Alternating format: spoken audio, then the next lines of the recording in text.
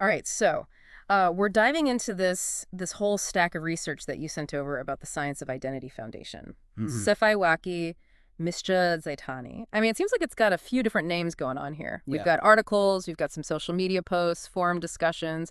You clearly want to, like, really get a good understanding of this organization. It is interesting how this group, like most people probably don't even know they exist. They've been around for decades, but there are a lot of very differing perspectives on them. Yeah, I'm seeing that right off the bat. Yeah. So to start off, like, what exactly is SIF? So at its core, SIF is what's considered a new religious movement that emerged in Hawaii in the 1970s. Okay. And it was founded by Chris Butler, who later went on to go by Siddhiswarapananda Paramahamsa. Okay. Quite a name change. Yeah. They claim to be this unique blend of yoga and Gaudiya Vaishnava theology, which essentially boils down to a branch of Hinduism Okay. with a rock star-like devotion to Krishna. Okay, so yoga plus Krishna devotion. Yeah. That's like the basic framework. A framework. But then we've got this Chris Butler, who later becomes Siddhiswarapananda Paramahamsa. Right. Like multiple names that always makes you wonder, like what's the story there? Yeah, it's not just the names that raise eyebrows. Butler had a pretty interesting journey before even starting SIF. Okay. He was actually part of the 1960s counterculture scene. Huh. He even spent some time with the Hare Krishna movement under the name Sai Young. Wow. So this constant reinvention of himself does kind of make you wonder, like, how he was crafting this persona and what he aimed to achieve with each, like, transformation. It's like he was searching for the right image to project, and like each name change was almost like a shift in that image. Definitely. But digging a bit deeper, I'm seeing in the research you sent over some forum discussions about his personal life. They're alleging that, potentially he fathered children with his first wife and kind of kept it under wraps. Do the sources, do they give us any insights into why he might have done that? While the sources mention these claims, they don't really delve into confirmed details or his motivations. Okay. But it is possible he felt that maintaining a specific image of himself, especially within a religious context, was really important. That makes sense, yeah. Image and perception can be everything. It really can. Especially for, a leader who's trying to establish this whole new spiritual movement. Yeah. But talking about SIF itself, Yeah. I'm noticing, a recurring theme in a lot of these sources. A lot of ex-members are calling it a cult. Yeah. So what specifically are they pointing to? So the main thing they all seem to point to is this absolute power and unquestionable authority that Butler demanded. Okay. So it wasn't just about, leading the group. It was about complete control. And they give specific examples, there are instances where he would publicly mock devotees, and he framed it as Krishna's mercy, at least according to some testimonies. That's pretty jarring to think about, framing, something like that as Krishna's mercy, which, to me at least, feels like a pretty convenient justification for what could easily be interpreted as abusive behavior. Right. And then there's, the case of Kasiya Socha, her suicide, which, that seems really deeply intertwined with her experiences in SIF. Yeah, her suicide is a very sensitive and controversial aspect of SIF's history. Yeah. We have a lot of different perspectives that are offered in these forum posts and excerpts from Chris Butler, Jagadguru, scienceofidentity.pdf. Okay. The consensus does seem to be that she faced really severe struggles within the organization, right? Possibly even mistreatment, and it tragically culminated in her taking her own life. Yeah, it's heartbreaking, especially when you think about how SIF promotes itself. They promote themselves as this path to peace and spiritual enlightenment. So how do they even reconcile something like that, such a tragic event, with that message? That's where this sort of dissonance really becomes apparent. There's this stark contrast between the image they project and the experiences that we hear from former members. Yeah. And it really makes you question how much of what we see is carefully constructed. And what is actually the reality behind it. It's a good reminder that appearances can be deceiving. Definitely. And on that note, I'm also seeing a lot about SIF's finances, their network of businesses. Yeah. And even some allegations of drug trafficking. So what's the story there? Yeah. Well, their financial structure is pretty complex. We've got details from Siddhiswarapananda newspaper articles.pdf. Okay. And then some Facebook posts talking about all these like businesses, familiar names like Down to Earth. Yeah. And it seems like all of them are linked back to SIF in some way. But the flow of money through all of these different ventures is, it seems kind of convoluted, at least from the outside. Yeah. And then there are those allegations about drug money actually funding SIF activities, which that's a serious claim. It is. So what evidence are the sources giving us to back that up? So some sources, specifically Darek Frankowski, Plaga Narkotyko Urojo, Facebook.pdf, they mention this man named Patrick Bowler, also known as Paramahamsa Das. Okay. And he was actually convicted of drug trafficking. Wow. And the allegation is that he funneled some of those illicit funds into SIF. But it's important to remember that these are allegations. Right. And the sources don't present like concrete proof. Right. It's important to differentiate between allegation and proven facts. Yeah. But the fact that these claims even exist raises questions about the organization's ethical boundaries. For sure. And speaking of ethics, let's talk about this guru-disciple dynamic within SIF. Okay. It seems to be like a core element of the group. But the sources also present some pretty concerning aspects of it. Yeah, it's central to SIF's ideology, but it's also where a lot of the controversy comes from. Yeah. Butler's teachings, particularly in this, analysis, because Butler's text to the followers, Sefel, the cult, Sefel Wat Czaitania mission, .pdf. They really emphasize extreme self-criticism and complete surrender to the guru. He uses really powerful language, urging followers to be lower than the straw in the street. Wow. To totally relinquish their will to his guidance. That sounds pretty intense. It is.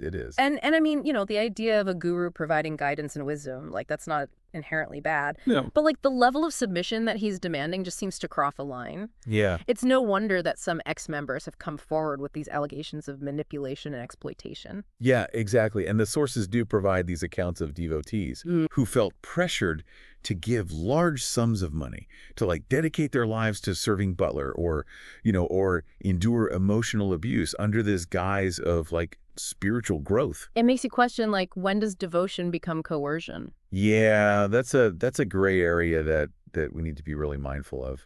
And this power dynamic, it seems like it just permeated the whole structure of SIF. It did. I keep thinking about that story from Darek Frankowski Pewin was no kamizjit Czaitanii Zipolski Robi's Facebook.pdf about that devotee who renovated Butler's family home as a service. Right. That just struck me as particularly concerning. Yeah, it's a very telling anecdote. Yeah. On the surface, it's presented as an act of selfless devotion, but it really raises these concerns about potential exploitation within the guru-disciple relationship. Right.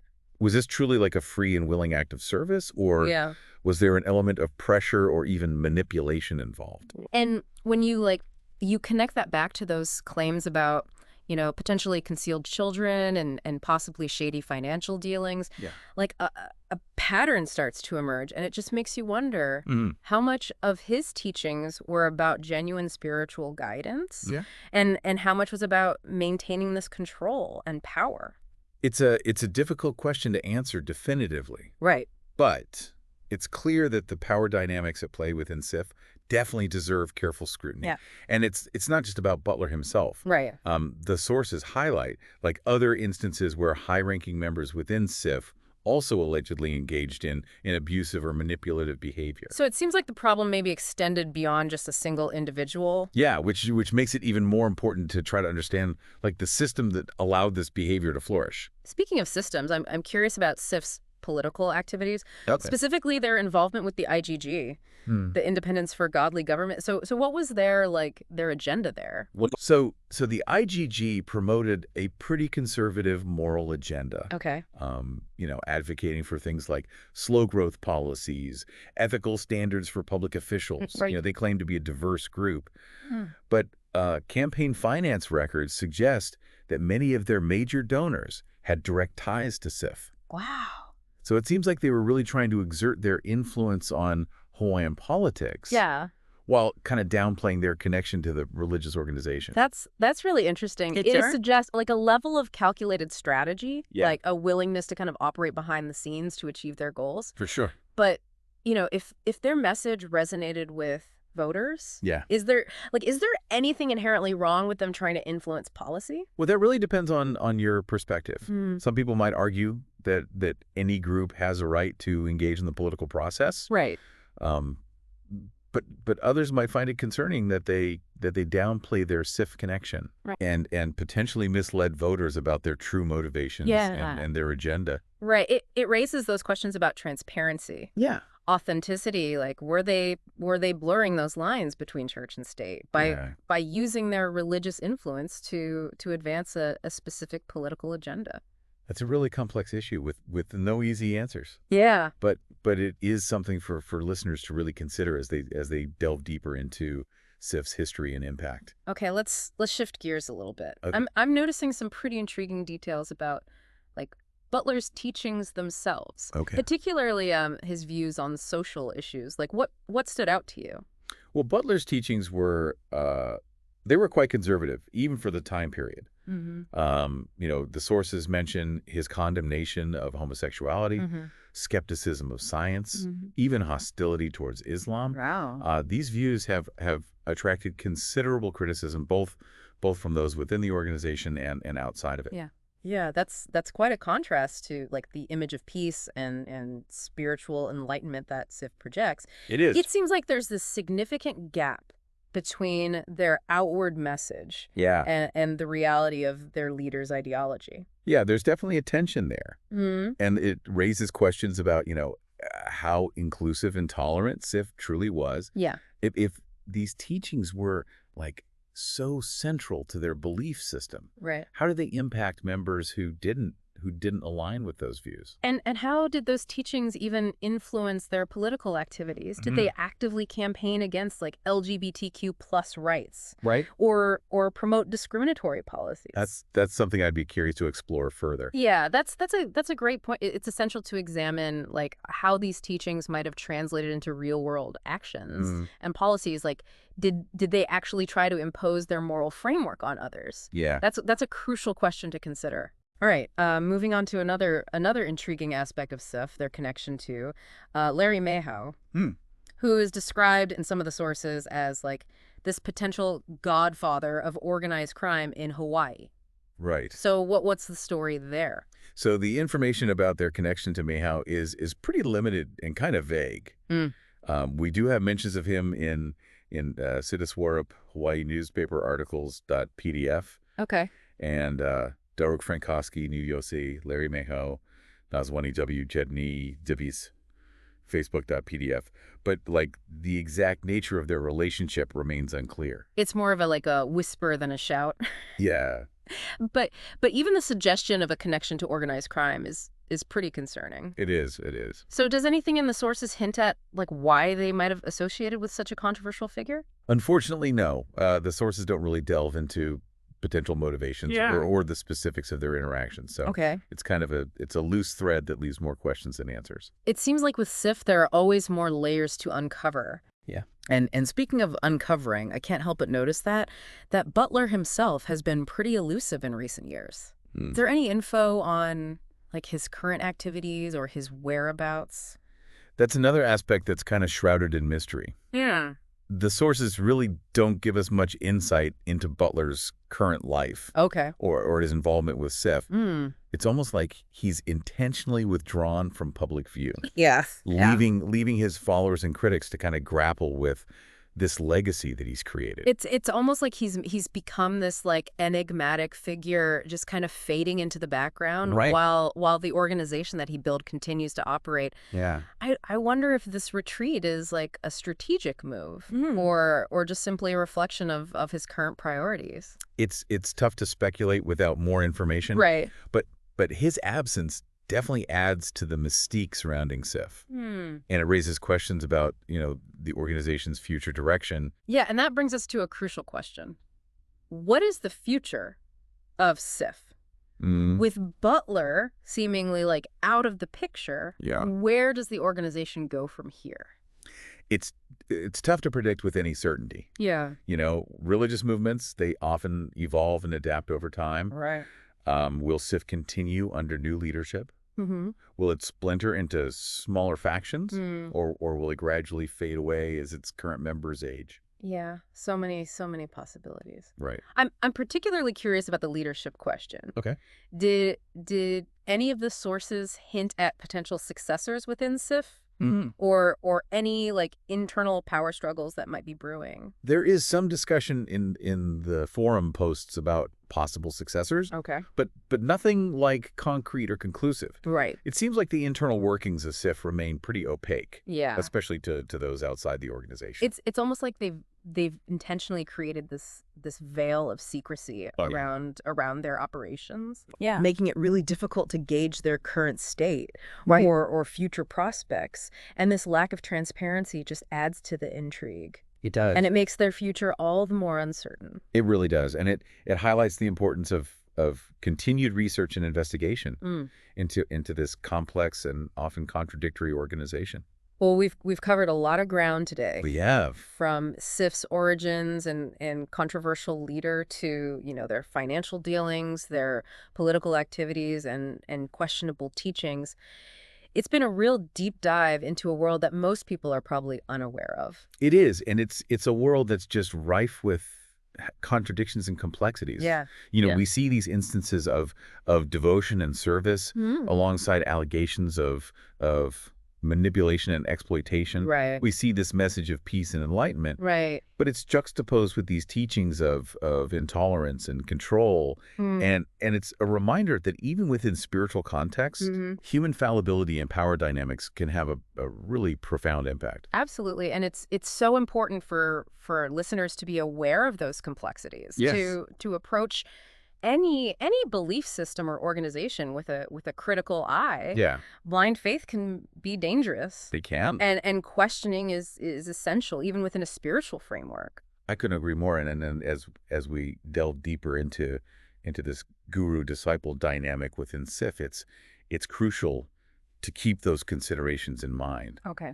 This relationship, while it can potentially offer guidance and support, Right. it also carries this inherent risk of abuse and manipulation. Okay. So let's unpack that dynamic further. I'm seeing a lot in the sources about, this emphasis on self-criticism and surrender to the guru. Like, it seems that Butler really promoted this idea of the guru as this infallible guide, someone who always knows what's best for the disciple, even if it doesn't make sense at the time. That's right. Butler's teachings, especially in analysis of Chris Butler's text center. So it says to the followers of Mission.pdf. Okay. They emphasize complete submission to the guru's will, urging followers to relinquish their own judgment and desires in favor of unquestioning obedience. But isn't there a danger in that level of surrender? What happens when the guru's guidance is flawed or worse, motivated by selfish desires? That's precisely the concern. Yeah. When you elevate someone to this level of unquestionable authority, you create this breeding ground for potential abuse and manipulation. And we see evidence of that in these ex-member accounts. Yeah. With these stories of financial exploitation, emotional abuse, and even physical harm. Wow. Inflicted under the guise of spiritual discipline. It's chilling to think about the potential for harm within that kind of dynamic. And it makes me wonder, was Butler himself even aware of the risks inherent in his teachings? Did he ever acknowledge the potential for abuse, or did he really believe that his authority was just absolute and beyond reproach? That's a question that's not really answered in the sources that we have.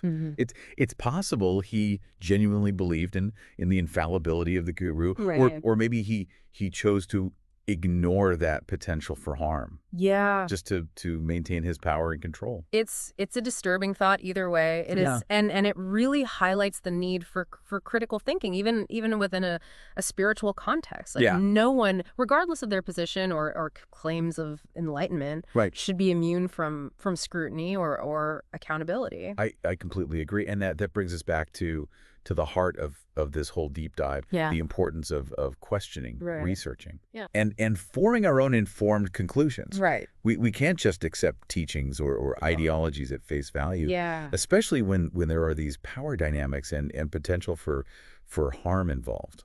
So what can we learn from this deep dive into Sif? Like what are the key takeaways for listeners who might be encountering this information for the first time? I think the most important takeaway is the need for discernment. Okay. When exploring any belief system, any spiritual path, it's crucial to approach it with both an open mind and a healthy dose of skepticism. Right. It's about finding that balance. It is. Between openness and critical thinking. Yeah, we can appreciate the positive aspects of a tradition without blindly accepting every teaching or practice. Right. And we should never be afraid to ask questions, to challenge authority, and to seek out multiple perspectives. The truth, especially when it comes to complex organizations like Sif, is rarely simple or straightforward. Well said. And on that note, I think we've reached a natural stopping point. Okay. For this deep dive. Okay. We've covered a lot of ground. Yeah. And I hope our listeners feel equipped to continue their exploration of Sif and its complex legacy. I agree, and I encourage listeners to revisit the sources that we've discussed, to delve deeper into the areas that pique their interest, and to form their own conclusions about this intriguing and often troubling organization. That's the beauty of knowledge, isn't it? It empowers us to think for ourselves, and to engage with the world in a more meaningful way. Well, thank you for joining me on this journey. Oh, the pleasure was all mine. It's been enlightening, to say the least. And to our listener, thank you for providing such a fascinating collection of sources. I hope we've shed some light on the complexities of Sif. Yeah. And sparked a curiosity to learn even more. Yeah, because ultimately knowledge is about empowering ourselves to navigate the world with greater awareness and understanding. Definitely. And with that, I think we've reached the end of our deep dive into the world of the Science of Identity Foundation. It's been a fascinating journey, and I'm grateful for the opportunity to have shared it with you. Likewise, and to our listener, keep those minds curious and stay tuned for our next deep dive into the unknown. Going through all of this stuff about Sif, it just strikes me how different everyone's experience in the group seems to have been. We have people who were totally devoted to Butler, seeing him as this true spiritual leader. Right. And then we have others who felt like they were manipulated, even harmed by the organization. So how do we make sense of such drastically different experiences within the same group? It's a really fascinating question. Yeah. It speaks to how personal belief really is, and how different people can be drawn to or even repelled by certain aspects of group. Right. What feels liberating to one person can feel incredibly restrictive to another. It's there's no single Sif experience. It's this kaleidoscope of individual journeys that are shaped by, personality, personal needs, their life circumstances. Yeah. It makes me think back to the author of that Krishna Karunya letter N.PDF excerpt. They were clearly yearning for deeper spiritual teachings. Yeah. But they felt like Sif was just more focused on these external campaigns. Right. So maybe that disconnect between expectation and reality is a common thread among those who end up leaving. That's a really insightful observation. Yeah. It suggests that Sif might have attracted people who were looking for a strong sense of community and purpose, but the reality of the organization's practices and teachings might not have lined up with those initial hopes. And that dissonance can lead to, disillusionment, even anger, which we see reflected in those forum posts and social media comments from ex-members. They definitely paint a very different picture of Sif than the one that we see in the organization's official materials. Right. It's a good reminder that we need to look beyond just the surface and consider, multiple perspectives to really get a full understanding of any organization. Sure. Especially one as complex as Sif. Yeah. So before we wrap up, there's this one question I keep coming back to. What's the future of Sif? Yeah. Butler's seemingly stepped back. Right. We're left with all of these unanswered questions, conflicting narratives. So what happens next?